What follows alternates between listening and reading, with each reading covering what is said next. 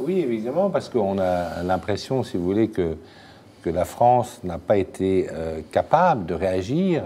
On a l'impression que Charlie Hebdo, ça fait un choc fondamental très fort, mais que ça a continué après, qu'il y a 130 morts au Bataclan. Vous imaginez ce que c'est que 130 morts, sans que, avec une police qui réagit visiblement tardivement, enfin une sorte de désorganisation qui a été montrée par des rapports parlementaires sur le Bataclan. Et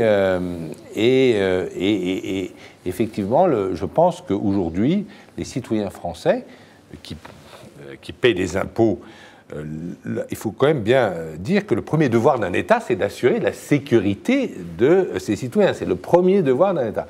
J'ai l'impression que de plus en plus, les Français considèrent que l'État fait mal son travail d'assurer de son premier devoir. Son premier devoir n'est pas de payer des aides pour le logement ou des aides chômage. Le premier devoir d'un État, qui a le monopole de la contrainte, comme on sait en droit administratif, la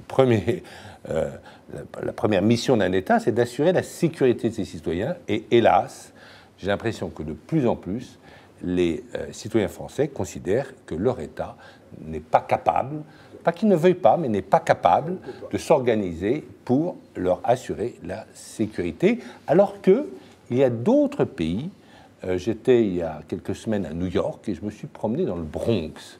Il y a 30 ans, le Bronx était extrêmement dangereux. Et je me suis promené à Harlem.